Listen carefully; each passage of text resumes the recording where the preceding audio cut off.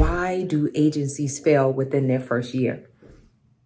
I think y'all need to know. Hello everyone, this is Michelle Williams. What's up, what's up, what's up? Many of you know me as Coach Michelle. So for those of you that are chiming in for the first time, welcome, welcome, welcome. Those of you that are returning, you already know how I feel about you. Mwah! Get your pen and paper, guys, because I want you to do the opposite. By knowing better, you can do better. You understand what I'm saying? So the first thing, lack of planning. Lack of planning. Many people jump into business in particular, not just the home care industry, without having a clear plan. So do you need a full blown out business plan?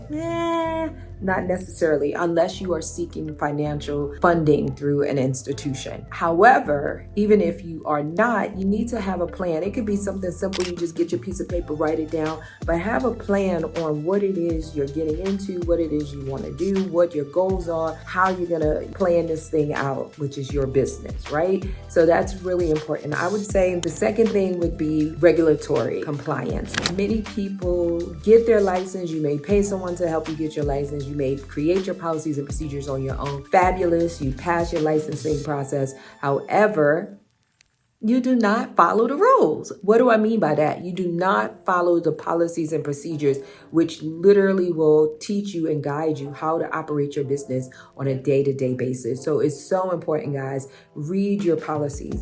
How about you pause this video right now and go read your policies? I promise you, if your policies passed the licensing process, then you have great policies. Go page by page, read, get your own understanding, and then put those policies and procedures into practice. They are going to help you run your business on a day-to-day. I promise you. Follow the guidelines, follow your policies and procedures.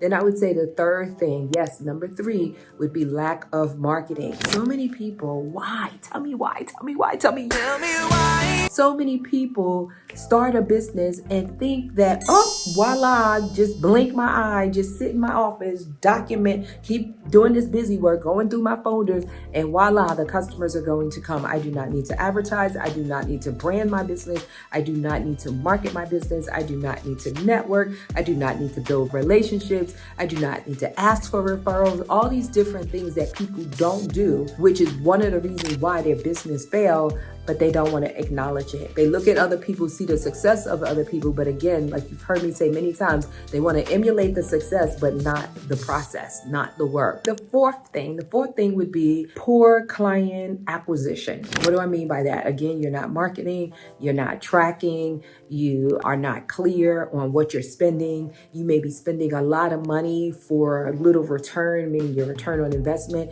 Client acquisition is extremely important, guys. So make sure you know what you're putting out, what you're bringing in, and it all makes sense. So you want to track your client acquisition. And also with that being said, right, because that can fall under the marketing aspect, what about poor client acquisition? Meaning, you're not taking care of your client. So you want to make sure that everything works out well from that perspective as well. So you're marketing, you're advertising, you're branding, you're doing all those things. But once you get the client, you're taking care of the client. And again, you're following the policies and procedures. Then I would say the last thing would be staffing. Yes, in this industry, just like any other business, staffing, there's a high turnover, guys. So you got to make sure that you're onboarding, you're taking your time, you're picking the best talent that you can, and also you're nurturing them, you're taking care of them, you're offering training, continuing education, you're paying a fair wage, and all those other things. So it's super important, guys, for you to let's recap real quick. Make sure you plan in your business. So these are going to be the ways you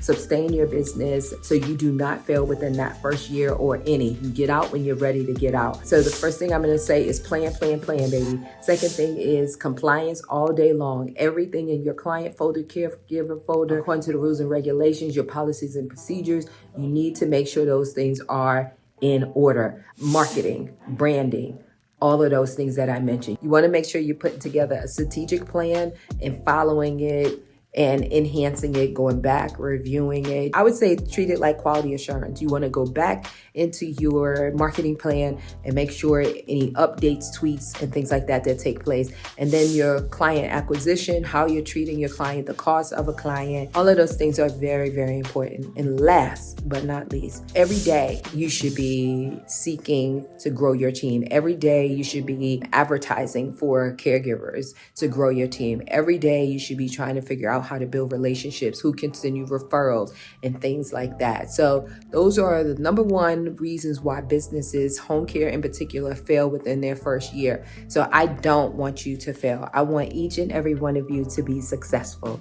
That's what I want for you. So guys, take care. God bless. Make sure you go to homecarecoaching.com. Check out the services we offer, the events that we have, and like the video, subscribe, and turn on your notifications. Take care. God bless.